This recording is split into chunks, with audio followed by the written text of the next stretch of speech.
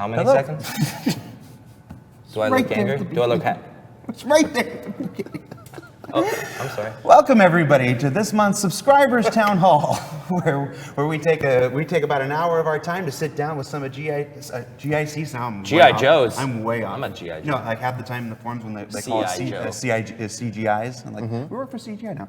When we sit down with CIG's developers and answer questions live from our development subscribers. So if you've never seen one of these before, it's very much like one of the happy hours, but we take questions exclusively from our subscriber chat during this. So if you are a subscriber and you want to submit questions, or you're not a subscriber and you know a subscriber, get them online, have them submit their questions in the subscriber chat up on Spectrum, because that is where we are pulling questions. Before we get started, let's introduce our esteemed panel of colleagues today, and Chad. Immediately to my right, who are you and what do you do for Star Citizen? I'm Josh Herman, and I'm the character art director. And what does a character art director do? I basically oversee the character team and the character concept team, and then that's it. All right. Does that extend to animals at all? Or Yeah, a character is basically anything that's not a ship or weapon that moves around. So if it's got a rig, it's probably a character. Okay. And to my right, the man who probably needs no introduction. I think I still do. Yeah, definitely. Tell the folks who you are and what you do. My name is Tracy. I'm the technical director of content here at Cloud Imperium Games, and the technical director of content. Though it's a kind of a weird title. It's kind of looks very upset in meetings. Yeah, it looks angry in meetings at all times. You know, especially 8:30 a.m. You know, Monday morning. Yeah, not gonna look the happiest at that moment. It's okay.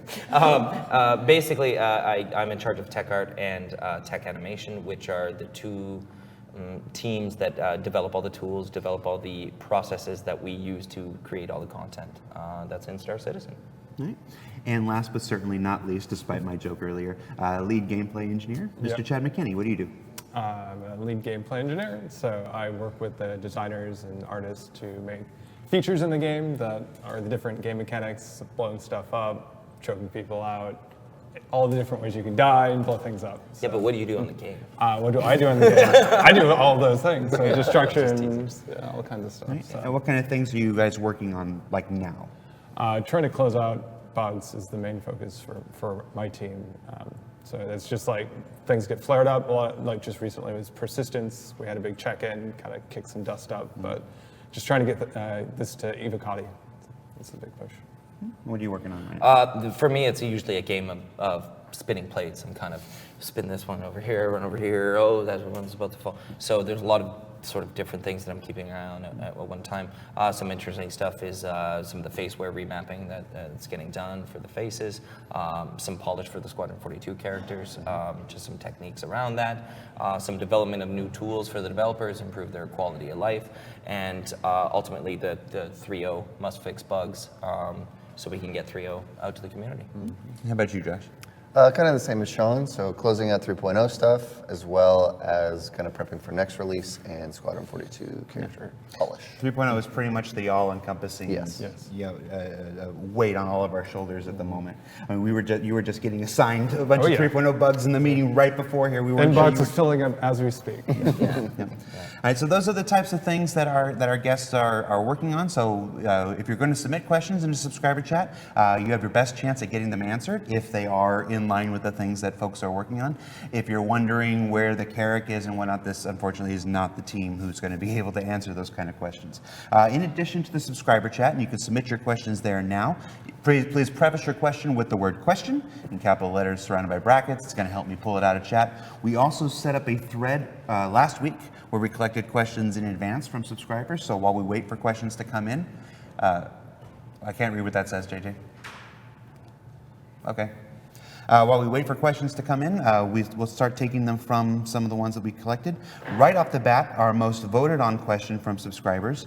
With regards to the $4.5 million stretch goal, will CIG build some sort of connectivity so that ship data like fuel left, landing gear up and down, lights on, off, speed, shield control, power allocation, all of this basically Star Citizen systems,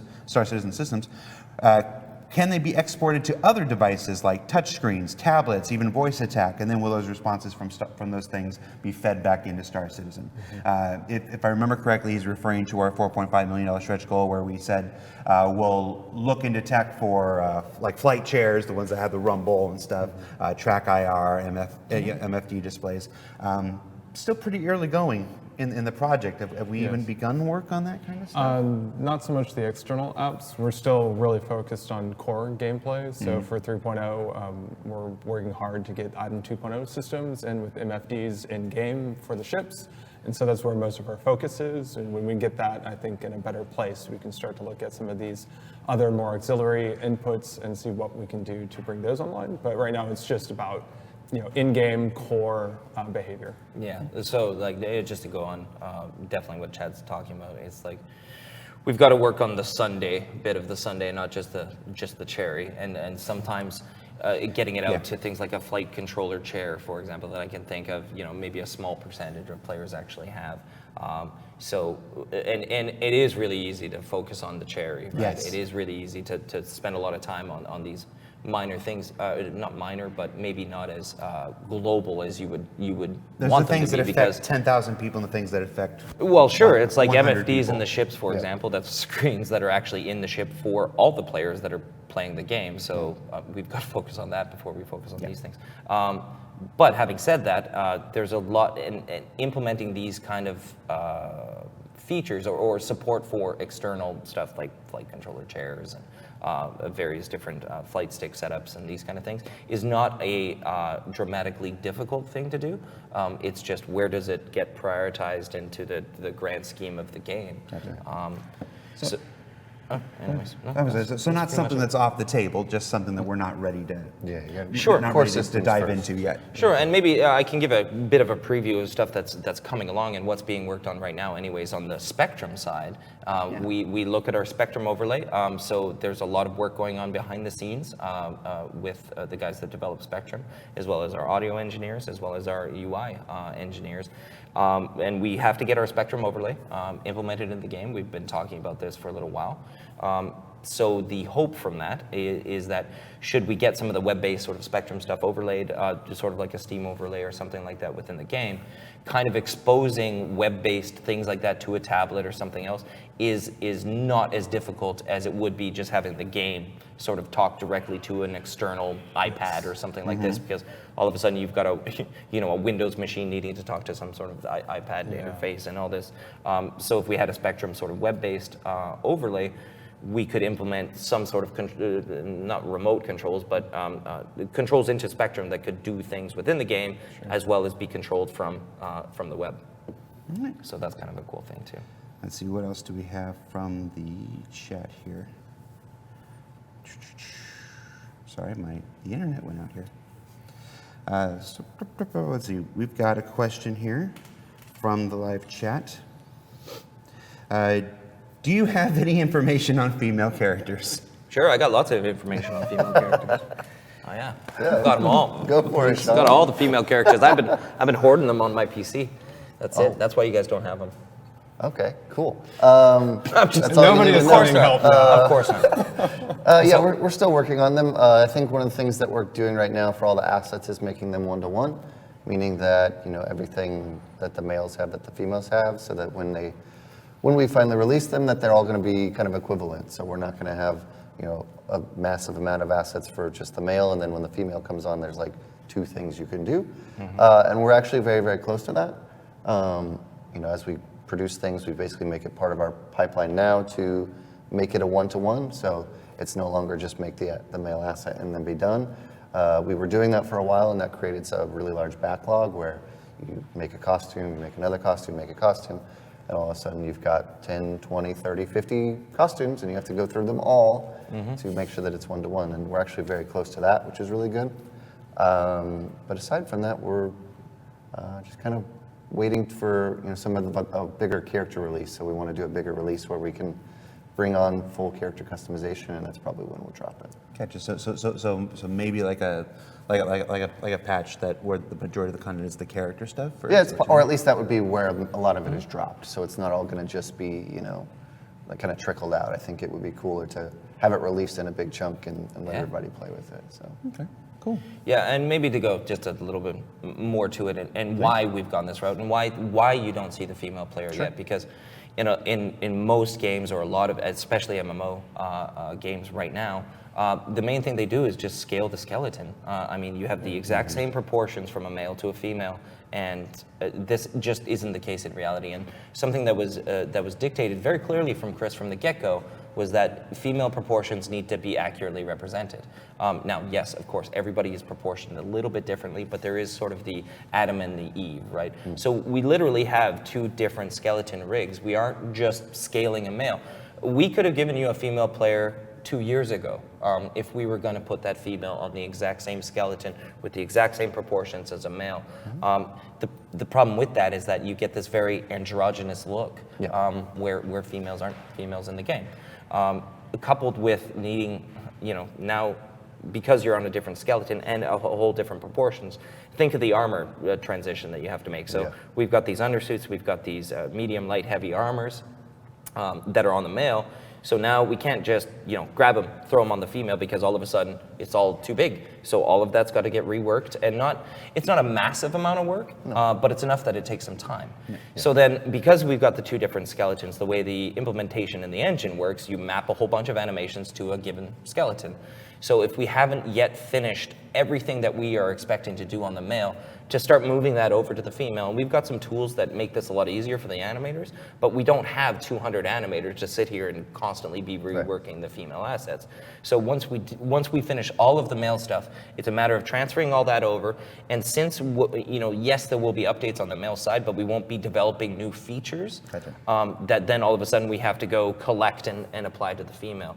So it's a bit of animation. It's a bit of the actual desire for us to have a differently proportioned rig. And a lot of people will say, okay, well, why don't you make that part of the character creator where you're actually just stretching out arms and making everybody different? This is just not something we wanted to do. We wanted to have a very clear female and a very clear male. But then metrics also come into play, and that's where things get really kind of ship cockpits muddy. And stuff. And a great example of this was Cover heights. we have, of course, the Idris, and within Squadron 42, we have females that sit in chairs. The Idris chairs happen to be really big. For a male that's wearing, armor, looks fine. You sit a female in it with just like a BDU or just like a sweater and stuff. She looks like a kid sitting in a huge seat. So we have to kind of massage all of this kind of stuff so that there is a nice one-to-one between the females and the males. And I mean, other games take easier, quicker routes to this, but because we're as dedicated to fidelity, we're as dedicated to making this stuff as detailed and developed as possible. That's sure. You have to spend that's this what time. we're down to. Yeah, and originally we had even started. This is crazy, but we had started with something like 12 rigs. We had started with, okay, we're going to have a 150 centimeter guy. We're going to have, or 150 centimeter. I don't even know if that's right, but there was a bunch of different sizes. There was a bunch of different lengths of arms, legs, these kind of things. And slowly we've had to try, rein Chris in a little bit, where we're like, okay, well, nobody's really going to notice, the 2-inch difference between that guy and this guy. But in the end, we got down to at least those two. And yes, we've got good tools to support the thing, but we really need to finish the male completely first. And Josh and I were talking about this a little bit on the weekend and last week, where there's kind of, to give you guys the female player, the first thing we want to give you is the character creator. So let's make a male guy first.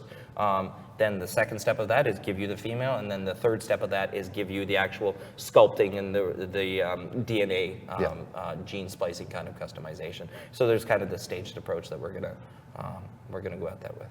Cool. All right. So that was verbose, but yeah, but that's a. I hope it explained all of it. Yeah, that's a question really. that's a question that deserves a long, detailed answer. So thank you. With the face wear technology, this is from the live chat here, will it also work for players who wear glasses? Oh, absolutely. We have pictures of And thanks, Josh helped me a lot on these faceware marketing images. So I had gone and recruited a couple guys, and I'm like, I need somebody with glasses. I need somebody that's got long hair. I need somebody that's got a beard. So yes, it absolutely works with glasses. Now, it's not perfect. I have seen it go wrong. And was it your glasses? It's actually my glasses are like the thicker black. So, and it's because you have plastic light frames, eyebrow hair and dark glasses. So, Yeah. so there has It been causes a times where problem. it picks You're a up problem. the top of this. So we've talked to Faceware about this, and a lot of that is on their sort of tracking side. But yes, it works with glasses, works with beards. Yeah, one of our, Mark McCall was doing it. Mark wears glasses. Yeah, Mark wears glasses. Probably as well. not sunglasses. but No. Yeah. Well, no, it can work with sunglasses. It just won't pick up your eyeballs. Exactly. Yeah, Yeah, that's yeah. the whole thing. are you But beards like Jared's are a little bit trickier too, because what it can't see is the lips, and Yeah. if it can't see the lips, that's when it loses a face. You just gotta exaggerate. Yeah, or just shave. Jeez. But I don't have money. I don't have much in the way of lips even I'm when I just shave. kidding. That's why I course. grow a beard, because I don't have an upper lip to begin with. Right, and so people are aware too, when you do like a performance capture with an actor, and this is generally where this tech kind of comes from, you get them to shave if you can. I mean, there was a neat thing with Mark Hamill where we couldn't get him to shave when we were doing that thing just because of, Some other movie Some he was other doing. movie. Yeah. Whatever.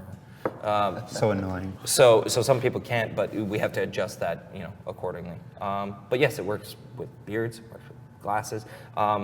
It's going to sound weird the way I say this, but it works with smaller children as well. My daughter's 6 years old. Put her in front of that, picked her up, no problem. I was actually pretty impressed with with that working so well, and it was fun for her to sort of pull faces and that kind of stuff.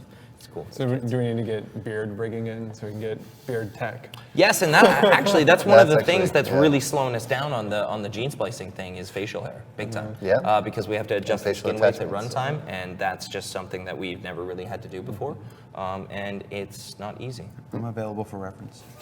Sure, as long as you Some know, good has to come of this stupid thing. if you know how to reapply dual quaternion skinning in real time, then we'd be good. Let me check my calendar. All right, right on. You just let me know. All right. When will the ship matrix get updated? This is a question for me.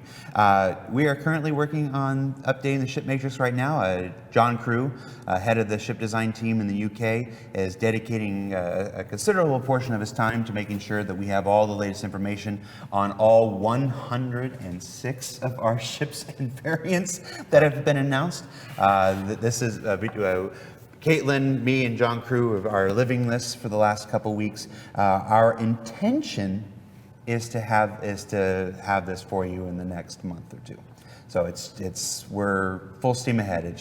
It's a lot of data entry and a lot of double checking and triple checking, and sometimes you think you have it, and then you look at this like, well, wait, this doesn't make sense. Why is this one bigger than this one? And you're like, this ship should be more powerful. So you have to go through. It's a lot of error correcting, as anybody who pays attention. Do we have a tool for that? I mean, it just sounds to me like, sorry, I'm doing I'm my job all of a sudden. No, that's part of what we're doing. We're developing the tool. We need to know the full breadth of everything that has to go in there. Sure. We're still building the base matrix, and then we have a spreadsheet, and then we have a tool that'll basically go put everything in. I'd hate to see somebody manually. But copy but we paste. still need to make sure it's 1-1. All the options are available. Just yesterday, we were having a big conversation on missile rack sizes and how the sizes should apply to missile racks and not missiles. So we're changing that up. So you're going to see the sizes of missile racks as opposed to the sizes of the missiles. Was there like two-stage of sizes? Yeah, basically, it's like many things in Star Citizen. It's getting complicated and very in depth. But we are actively at work. All right, let's go back to the thread and see what we got here. Second most voted on question from the thread. In the Gamescom live stream, we saw atmospheric flight that didn't look too different from zero-G flight. What are the long-term plans for the in-atmosphere planet/moonside flight model? Yeah, it's still in development. Whenever I fly with it in game right now, I can definitely tell that there's some turbulence that's being applied to it. It does feel different than in space flights. I don't work on IFCS directly, so I can't comment about like the directions that we're planning on taking it, but it's definitely in development. Actually, John is in Germany right now talking with the physics guy, John Pritchett. And so they're I mean, one of the reasons why he's there is to work on AI, but another reason is to get kind of the big physics guys together and figuring out how to better integrate IFCS into the physics engine. And so a lot of that is turbulence and things like this. But right now it does do some turbulence simulation.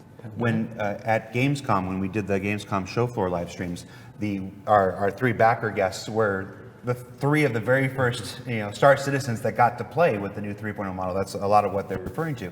And we had that whole day before we went live to practice, and they remarked considerably throughout the day. He goes, it looks similar because that's what IFCS is supposed to do. IFCS is supposed to compensate for things like the turbulence and everything, but it felt different. It's like, no, this is different. I'm having to use twitch maneuvers, twitch actions more often. So there was a distinct difference in the way that it handled.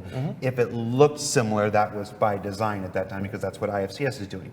Now, we talked earlier about something that might be interesting to see what happens when IFCS is firing all the different thrusters to keep everything. How different is that going to be when those thrusters start to become damaged, and then the turbulence and the rain and the snow start affecting? Especially once you start trying to react and move, like it's not going to move like it would if it was just in space. There's going to be some different reactions. So yes, it will be different. Sure, and weather and wind, and I know, and I could be.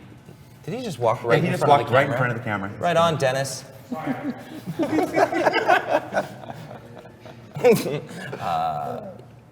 Where was I going with that? See, I told you. Oh yeah. Wind.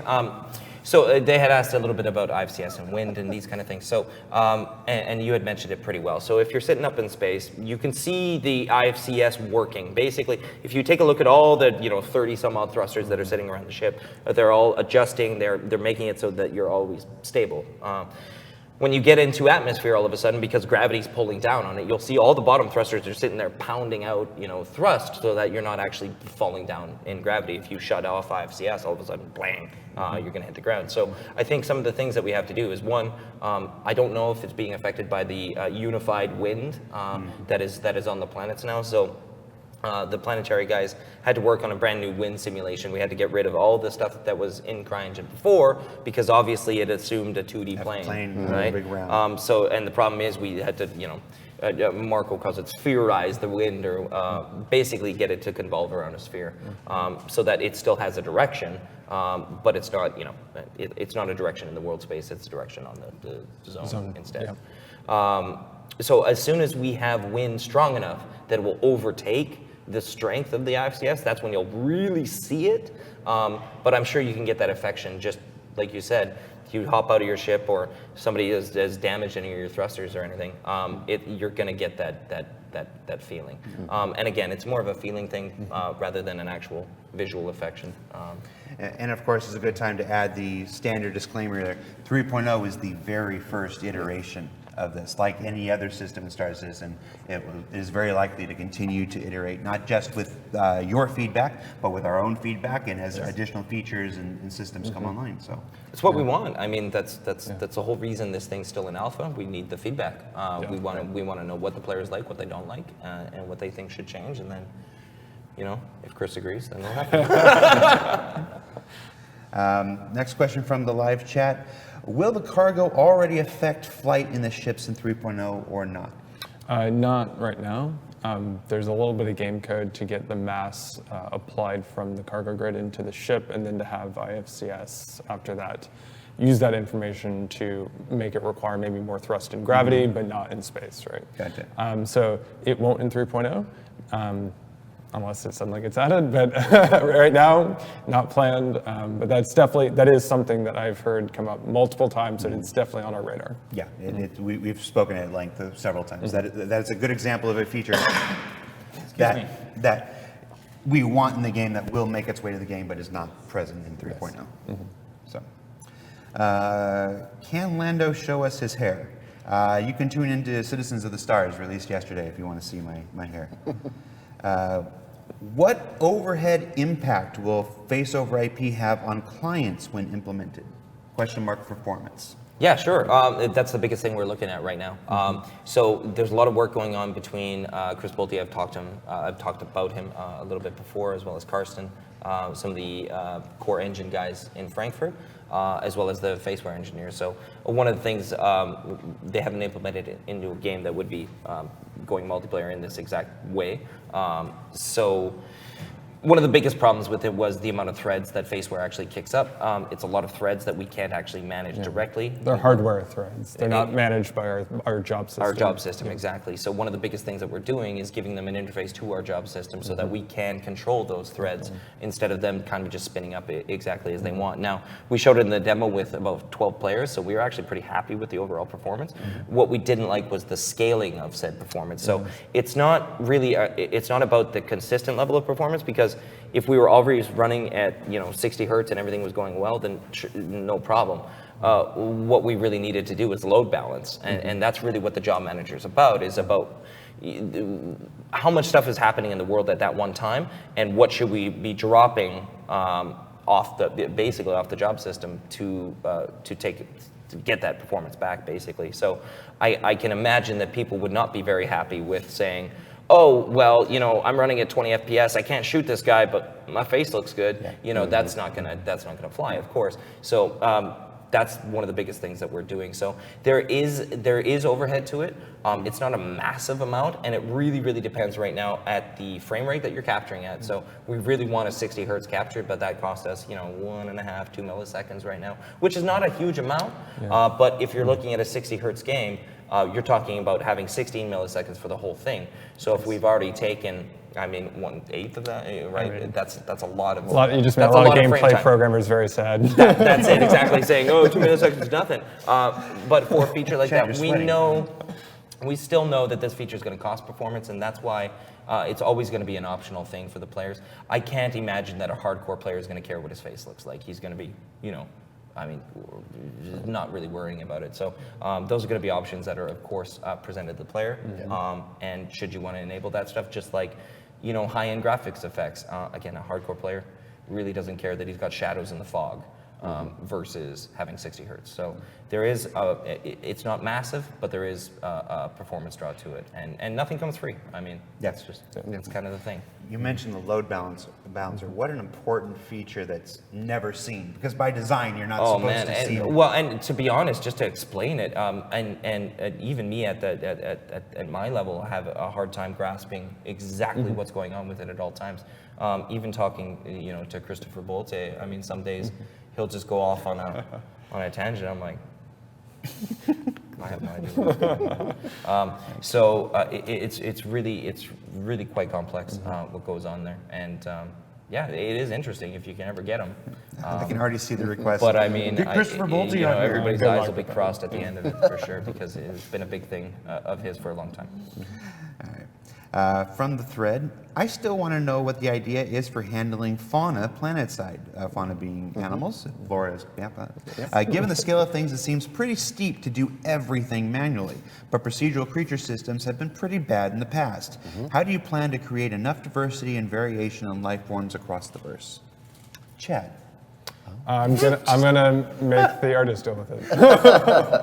I think a lot of it is going to be handcrafted.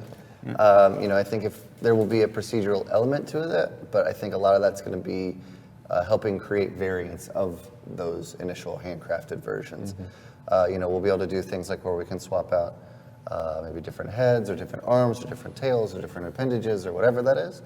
But just like we're doing with our landing zones are also handcrafted. So I think that the creatures or fauna or whatever you want to call them, the wildlife, should be the same. So it's going to be, handcrafted, a lot of it. And that's part of it is I don't want it to look like Spore. Spore has some really cool tech in it, but it had some really bad looking creatures in it too. To be frank, right? Shots fired. It's fine. That's what it looks like. Well, it's not Spore, it's the users, right? Shots fired at the users. Okay, sure. Yeah, The users. Come on, if you saw the screenshots after release, it was like, You don't, you obviously guys know what I'm talking about. that's obviously a It game was where Rick and you're Morty stuff making. before Rick and Morty. Yes, definitely Rick and Morty stuff. It's obviously a game where the players are making them, Yes. right? But even whenever you procedurally generate stuff, you're going to have stuff that's going to look bad versus weird or versus distinct. Like something can look distinct and maybe not look great, or it can look weird and not be appealing.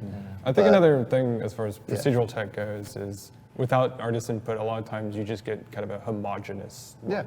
And it's just all kind of like centered around the mean. You just kind of get this group look, and there's some variations, but nothing has a lot of character. It's not like compelling. Exactly. And that's kind of what I was saying with the landing zones too, is where, if we have a landing zone that's very specific, we can use, other properties like Star Wars is probably the most iconic for a lot of people, where you've got Hoth, and Hoth has tauntauns, and it has other, things that are going to be on. It's got wampas, right? And then you've got Endor, and it's got its own kind of thing. And then you've got all these other, Tatooine's got its own thing.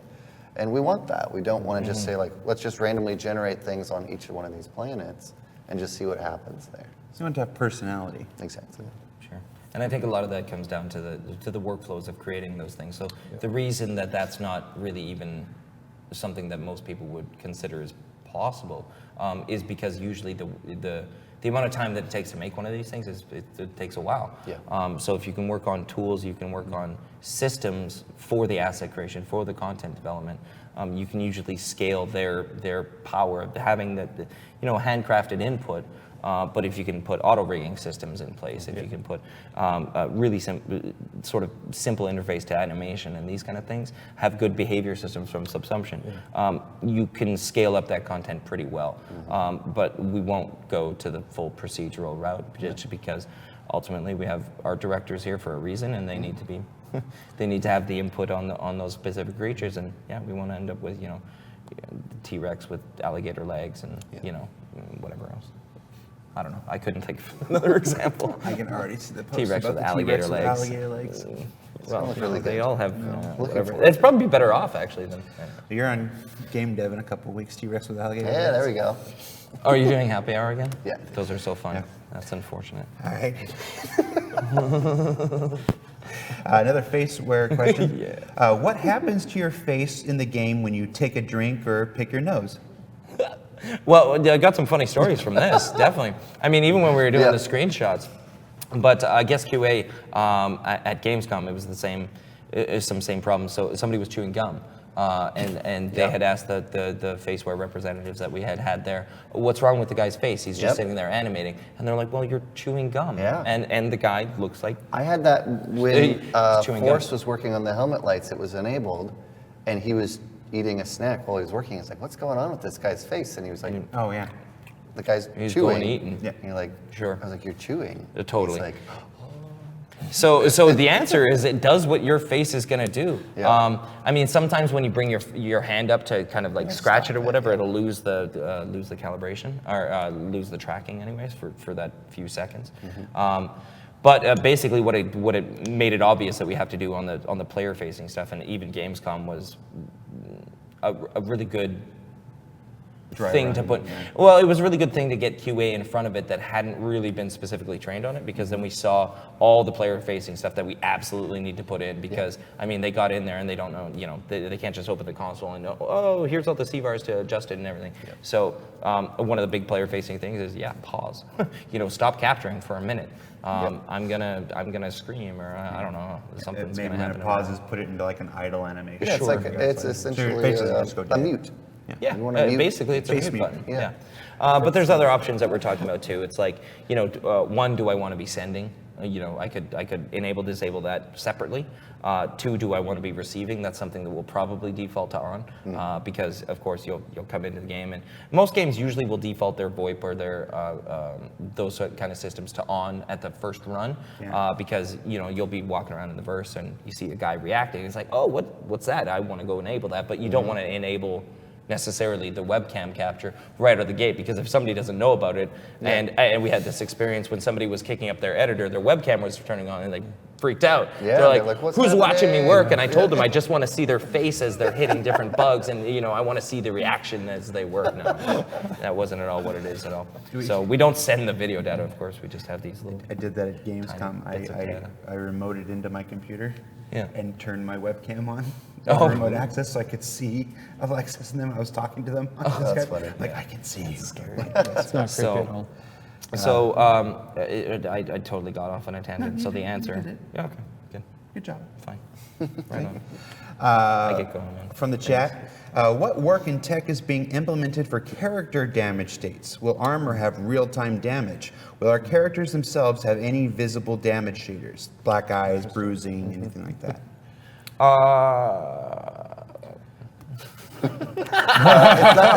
Just toss it over here. Yeah. It's something we're definitely thinking about, but right now we're not really planning to implement that right now. Part of it is the fidelity aspect, because especially when you get into things like black eyes and bruising and cuts and stuff like that, you need to make it look good, especially with the quality of our assets. So if we don't come up with a solution that's not going to look good, I don't think we're going to implement it. Sure. And otherwise, it's a lot of time invested into something that's maybe not worth it. When it comes to damage states on armor, it's definitely something we're thinking about. And I know that like even the audio team is being able to recognize something that's cloth versus something that's leather and metal. But as far as like being able to put a bullet hole through something, that's significant asset and geo changes. Also performance issues. Yes. So like for the ships, for instance, we have these things called damage maps, which allows us to use shader tech to get really cool procedural kind of damage applied to the hull. So you can see holes, you can see burns and stuff, but it's incredibly expensive. And to a certain point, it's fine. You put it on the ships, that's okay. But if all the characters, all the items, all these things in the world have it, we're gonna just kill our performance. So putting it on every single armor piece is probably overkill. So we need to figure out some kind of happy medium for these things. Maybe that's just, we have this thing called a wear and dirt shader that we can use. So as something becomes damaged, it can look maybe more burnt out. Yeah, Like exactly. Yeah, and That's- that's it. I was just going to say that's something we're playing with now. Is we're actually getting adjustments to that later to add additional features to that, and so that would be wear and dirt and age are the three that we're going to start looking at, because those are all separate, and that can be a good, almost, I wouldn't say substitute, but at least while we progress and see if it's something we really want to advance into, it'll work in kind of the same way. Is that, how far are we thinking that might go? Can I start out looking like Jango Fett and then end up like Boba Fett? Yeah, I mean that's actually how all of our assets are made now. So all of our assets are made now. Like the way I usually say it is like on the showroom floor. So they're going to be like super shiny, super pristine, no flaws in them. That's kind of how we build most of them. And then as they can either get dirt, which is walking around in dirt or dust or soot or soil or whatever like that, and that will accumulate a dust on it or a dirty effect to it. Wear is essentially chips or being used or being dinged or banged up against something, or that's what that is. And then age is, sorry, just to go back, wear also usually shows materials underneath the layer. So think of like a car paint, like if you chip off your car paint, it's metal or fiberglass or something like that underneath. So that is essentially what damage is. And then age is a separate element to that, which is like, again, going back to a car. If you leave a car out in the sun for a couple years and it just gets sun bleached, it changes the color of that, but it still affects the same material. So all of our assets are already built to do that.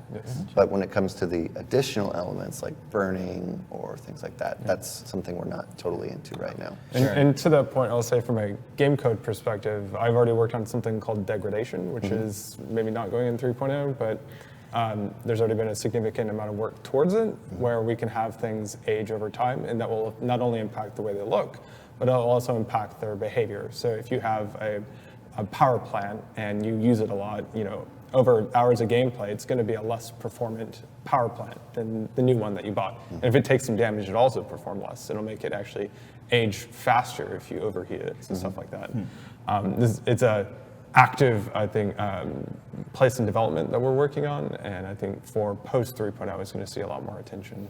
Yeah. Sure, and it's important. It's and exactly what's happening here is that it's bringing the game code and the art together. Yeah. So like on Josh's side, it is a single material. What's cool is it's all shader effects that they actually apply. It's not a whole separate material. So it's all just parameters within a shader. So what he's got to tie into on the game code side is those parameters. Yeah, so we just he's tweak got to some drive numbers. them from some sort of persistent game code function that's saying, oh, this thing's, how long has it lasted in the universe? Or, Exactly. all these sort of rule sets that go into that. So that's step one before we even consider doing damage on the characters, because we want to at least implement what we've done the art for already. And if we can get awesome stuff like UV2 sort of damage, shader damage on the character is great. But you know, like Chad had described, you know, that's a render target for every single one, and that's kind of a. And it essentially, as soon as you add a second UV set, it's almost doubling the cost of your character. Yep.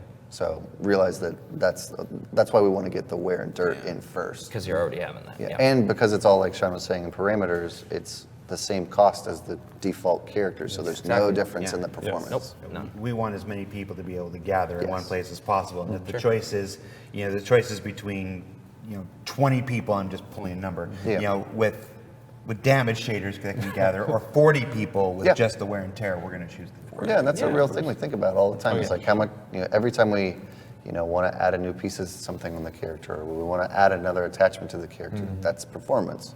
So how do we maximize the amount of stuff that we can put on, you know, increase the visual fidelity, the customization, all that kind of stuff, but also have as many players in as possible. And workflow. Workflow is and key. workflow. Like, and again, because it's in one material, it's parameter, it takes way less time to author that and then, you know, take advantage of it from the gameplay side. But we've got a lot in Star Citizen that we've not yet taken full advantage of, and it's, you know, it's just time. It just takes time. When you were talking about the wear and tear, I was dreading the 8-hour polish your armor minigame. But I think going back to just really briefly, it is cool because all of it is gameplay elements. Yes. Dirt and wear and age can all affect the items independently too. Yes. Yeah, it's a visual read on a gameplay element, which is, to me, is always the, And we're using is that the on most our important outposts thing. already. Yeah, we already Outposts, use it on the yes. We already outposts, use it on the and to make it even better, what we want is, you know, different turns of the dirt and wear, depending on if you've been on Daymar for, you know, whatever, 20 years, or you know, if you've been on Daymar for a certain amount of time, then you're going to have more of the yellow kind of, you know, sand stuff, versus being on a snowy planet or something like that. I think it's also going to add a really cool element to character customization, which I don't think a lot of other games have done, which is persistence with your item. Yeah. So like you were saying, Django to Boba, like those items on Boba Fett are way more worn and they're way more aged too. It's two separate things. Like they've had that for a really long time. Yeah.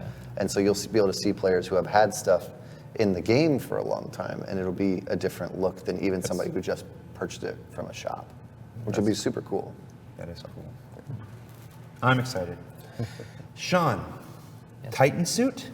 Question mark? Titan suit? Oh, we were so close.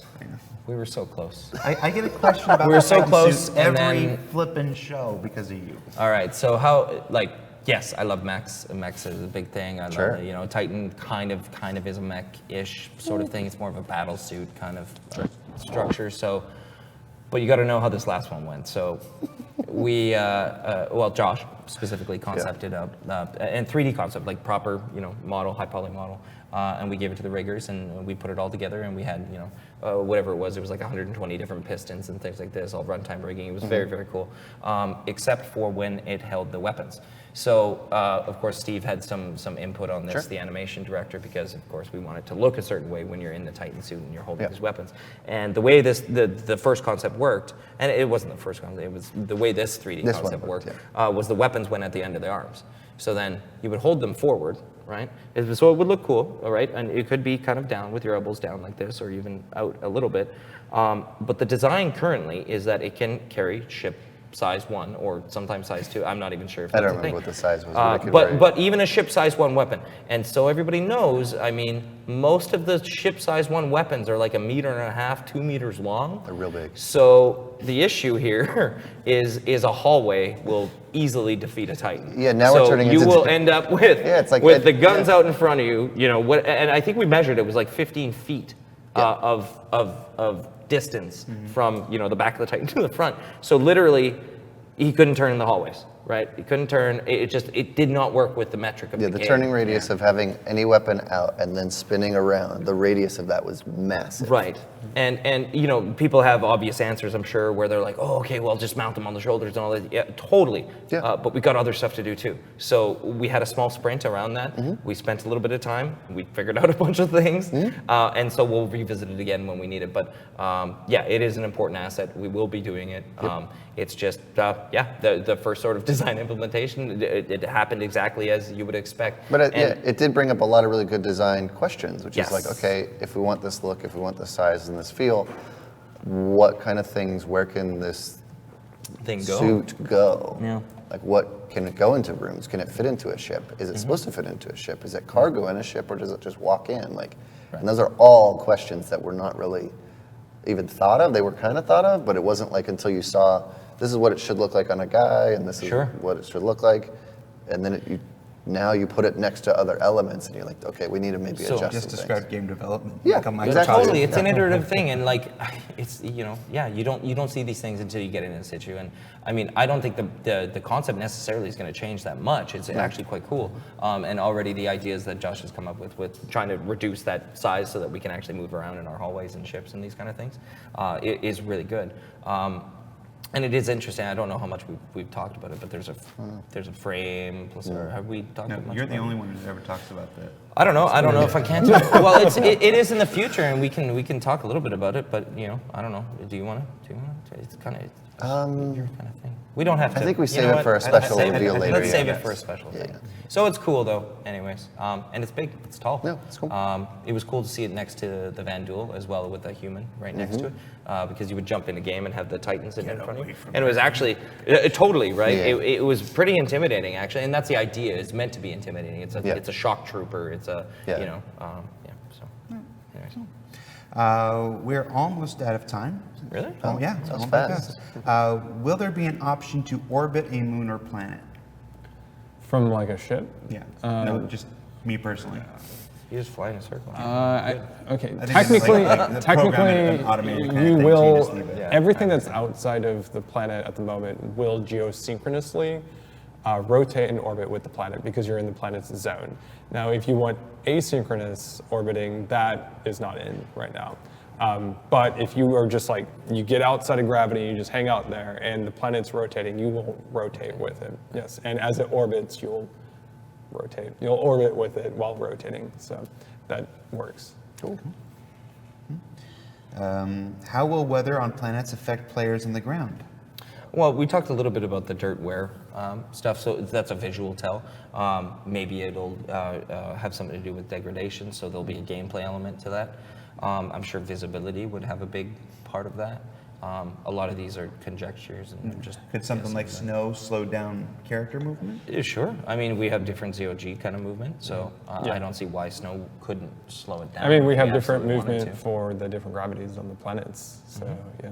I mean, if anything, we could just start with it being some kind of gravity modifier on the movement. I don't know. And I mean, the obvious, some of the things that we'll do is probably things with the gas component anyway. So what the mix of the atmosphere is, if it's a storm that carries with it some kind of noxious gas, or whether there's real hazards within that storm, yet to be seen. Let's get you guys flying around the planets first, and then we'll see how much harder we need to make it for you. This is a question, I like it, but be careful not to commit design to anything. Can we have wingsuits, parachutes? If I eject an atmosphere, I need something to survive. They're probably talking about our suborbital Yeah, I saw catch and that. release thing. Yeah. Are you talking about this one? Or Yeah. Are you What- talking what- about if you exit and you're caught in Steve? the Are we planet- talking about this one? Steve? Actually, it's more like.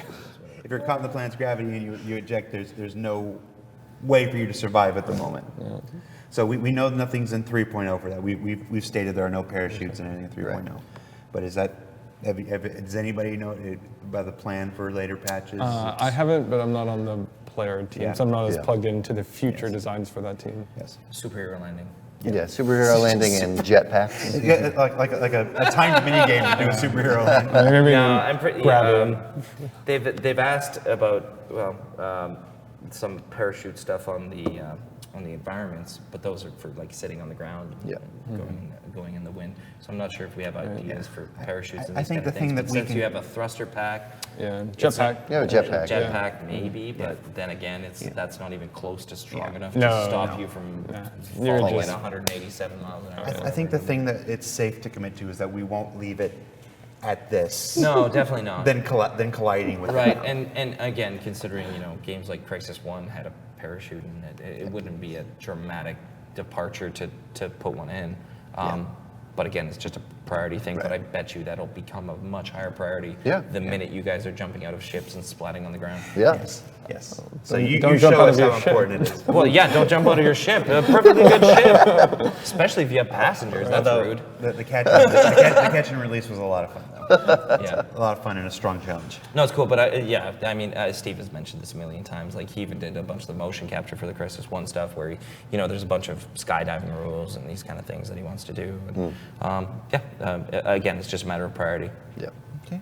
And again, everything we add on the animation side delays the female, so if we want to keep doing that. Okay. We saw character creation, an early version of character creation back in March. How is that coming along? Any possible ETA on when we might see more about that? Do we say the ETA? I'm gonna avoid the ETA. But there is a sprint. There is a feature team around it right now that's working on it. So, and again, our plans are very staged in the approach. Stage 1 is not going to be a Black Desert or a GTA level sculpting and this kind of stuff. The first step literally is just to get you guys to select the items that you want your character to represent. So that means I think we said 9 faces, couple selection. hairstyles, couple eye colors. So because what we have to solve with that, and there's nothing super complex, but we have to do it, is we have to write all this to your persistency, so that, and we have to also figure out how many different character slots that you have on an account, because there's been talk of that. Is a ship package a character slot, or is it multiple ship packages give you multiple character slots? Right. Stressing me out with all the future work. Right? No, and it's like, those fundamentals are so important to address before you're, holding a Sculpting out your guy's face. nostrils out Yeah. and these kind of things. We have to get the proper persistency in place. So I really, really hope that this is very soon, but it depends on how well this feature team goes. We, of course, have a goal to get this out to you as soon as possible, even in the just the simple selection set of hair, eyes, face, and just selection of a bunch of different ones. Once we have that, female comes next, hopefully. If the female doesn't come, then we go straight to sculpting. But so first step, that, females, and then sculpting. I hope that answers the question anyways. All right. Well, that's it, guys. Cool. You survived. Woohoo! Thank you guys for tuning in for our September monthly subscribers town hall. We didn't have one last month because of Gamescom. There won't be one next month because of CitizenCon. So What? Yeah, CitizenCon is next month. Citizen Cons already? Yeah, it's like less than a month actually. I'm just kidding. Yeah, it's like less than a month. I'm just being So, thank you guys for watching. Of course, I understand I've gotten some notes. There were some FPS issues and whatnot during the broadcast. We'll take a look at the local recording, and if it's better than what's on YouTube, we'll replace it. So this will live on in posterity with the best possible picture and sound. So with that, thank you, Sean. Thank you, Josh. Thank you, Chad, for taking time out of our busy 3.0 rush schedules to be here on the show today. We'll see you next time, everybody.